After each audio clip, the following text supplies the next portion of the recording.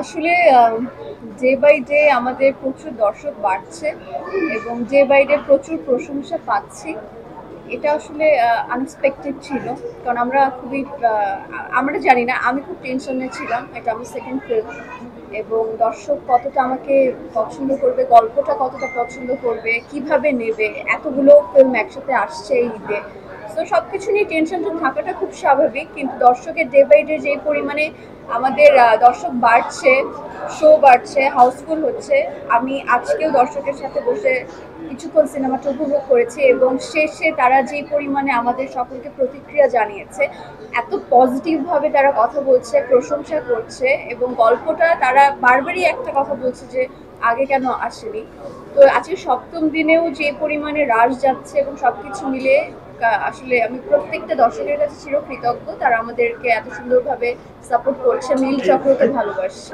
আমার কাছে মনে হয় আমাদের গল্পটা এতটাই স্ট্রং যে দর্শকরা খুব ইজিলি এটা কানেক্ট করতে পারছে। চারপাশে আমাদের প্রতিনিয়ত যা হচ্ছে, ঘটছে আমাদের ভাই বোনদের সাথে, আমাদের বন্ধু বান্ধবের সাথে, পরিবারের সাথে, সেটা একদম আমাদের গল্পেটা ফুটানো হয়েছে। মিঠু ভাই তার জন্য যথেষ্ট, অ্যাজ এ ডিরেক্টর হিসেবে যতটুকু কষ্ট করার, সে গল্পটা সুন্দর করে ফুটিয়ে তোলার চেষ্টা করেছে এবং দর্শক এটাই আসলে বলছে যে গল্পটা এত দিন কেন আসেনি। সবাই বলছে এই গল্পটা পরিবার নিয়ে দেখার মতো, কারণ প্রচুর পরিমাণে যত দিন যাচ্ছে আমাদের যত মুঠো ফোনের মাধ্যমে আমরা কখন কি করে বসে আসলে আমরা নিজেরাও জানি না। ছেলে মেয়েরা যারা school going, college, varsity going, সবাই মোস্ট অফ দ্য পিপল হয়তো আমরা ওই পর্যন্ত আমাদের পৌঁছাতে পারছে না, যে যারা সাইবার বুলিং এর মাধ্যমে শিকার হচ্ছে এবং যারা নানানভাবে সোশ্যাল মিডিয়াতে হ্যারাসমেন্ট হচ্ছে, যারা অল্পের মধ্যে অনেক ফেম চাচ্ছে। তো এইগুলোর পিছনে যে গল্পগুলো, তো আমার মনে হয় যে আমাদের খুবই স্ট্রং ভাবে আমাদের সিনেমায় সুন্দর করে তো দেখানো হয়েছে।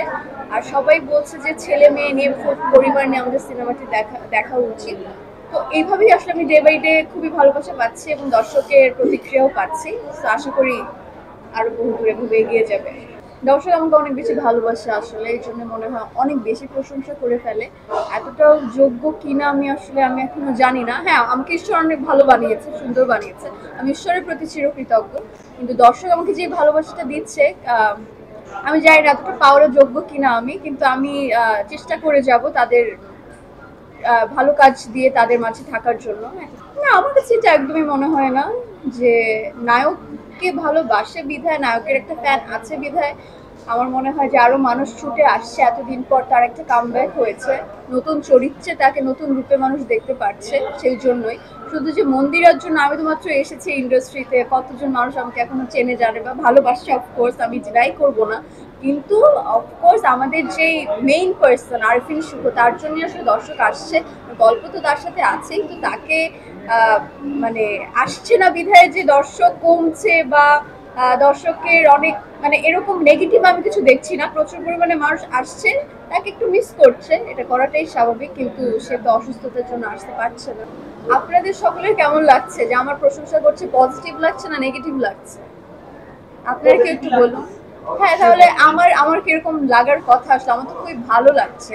আমি বারবারই ঘুরে ফিরে একই কথাই আসছে, একই কথাই বলছি যে আমি মাত্র আমার সেকেন্ড ফিল্ম এটা, এবং কাজু লেখা আমাকে অন্য চরিত্রে দেখেছে, আর নীল চক্রের রাইমাতে আমি অন্য একটা চরিত্রে ভূমিকায় পালন করেছি।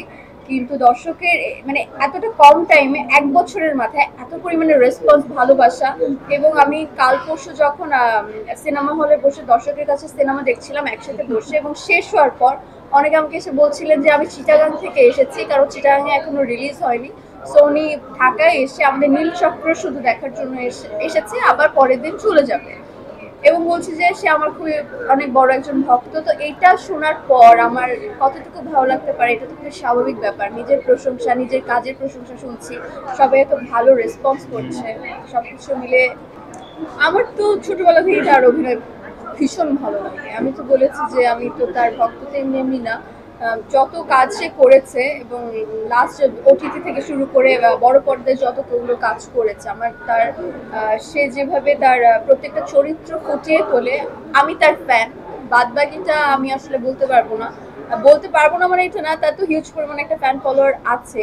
আর আমি তার পার্সোনালি ফ্যান, আমার তার অভিনয় অনেক ভালো লাগে এবং দর্শকরা প্রচুর ভালো বলছে যে সে যেই ভূমিকা পালন করেছে, আমাদের নাম যেন কি, ফায়সালকে তারা ভীষণ পরিমাণে পছন্দ করেছে। তো বারবারই বলছে যে এত সুন্দর নতুন ভাবে অন্যরকম ভাবে তাকে দেখা গিয়েছে। তো এটা তো আমার কাছে অবশ্যই ভালো লাগছে। আমাদের আমার প্রশ্নটা বেশিরভাগ ছিল নেগেটিভ পজিটিভের দিকটা এই কারণে ছিল যে চাপ বেড়ে যাচ্ছে কিনা, যে দায়িত্বটা যে বাংলা সিনেমায় আরো ভালো ভালো কাজ উপহার দেওয়ার যে বিষয়টা, যখন বাহাবা দিচ্ছে প্রত্যাশার জায়গাটা বেড়ে যাবে, সেই জায়গা থেকে আসলে কি বলবো?